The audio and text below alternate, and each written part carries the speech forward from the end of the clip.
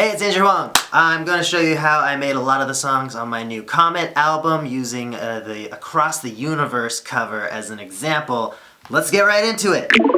Words are flowing out like endless rain into a paper cup. So I feel like the most notable sound is one of the first ones that you hear as an instrument, which is this thing that I like to call a dot. Here it is. It's so pretty. So this is really just one tiny piece of that original audio recording of the space comet craziness.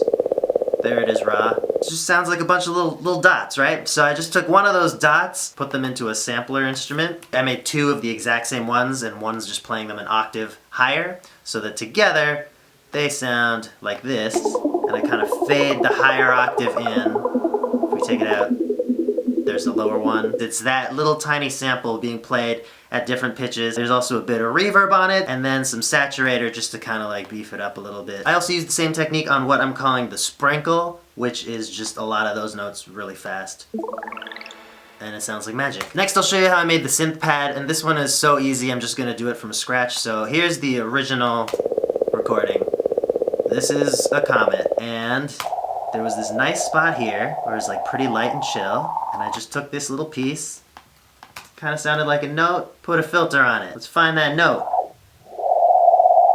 Cool, let's flatten this track. Freeze, flatten. Now we got this sample with the filter already on it. Make a new track, call it pad. Go get a sampler. Put it in the sampler. Make it so that we can play it. Sick. Put a little release on it so that it just fades out after you let go of the key. And now you can play notes. That's a brand new original composition of mine. Let's move on to some drum sounds. I know you like drums. The kick drum is, again, just take one of those dots, pitch shift it a little bit lower, and you get something like this.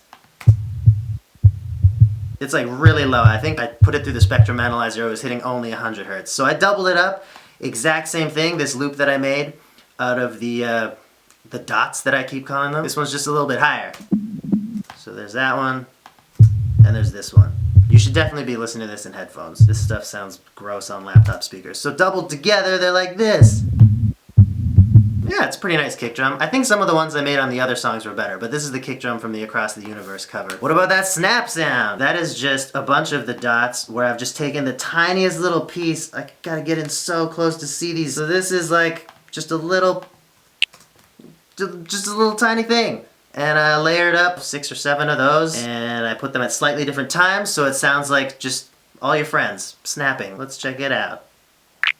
It sounds exactly like people snapping. This is a comet 500 million kilometers away from Earth, and it's snapping. Here's a layer of the track that I just called Space, because it is. It's just the comet. I've cut out some pieces that I like better, put some reverb on it, and then a bit of flanging, and then I automated some of the parameters. And then spaceships. I put in all these little things that I called spaceships, and it's just the track, little chunks of it used as like kind of transition elements.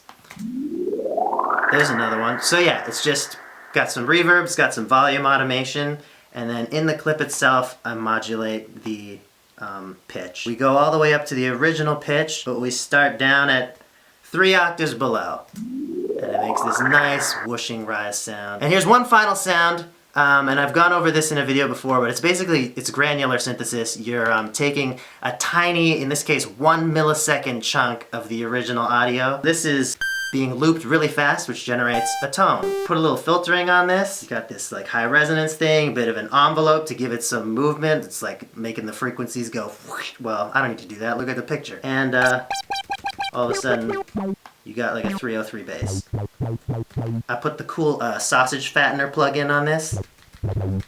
Just give it some nice angry distortion. Look at him, he's so mad! Yeah, so when I discovered how awesome of a bass sound that was, I just made a quick acid track. That's on the album too. Yeah, that's how I made an entire album with just my voice and a recording of a comet in outer space. Hope you learned something.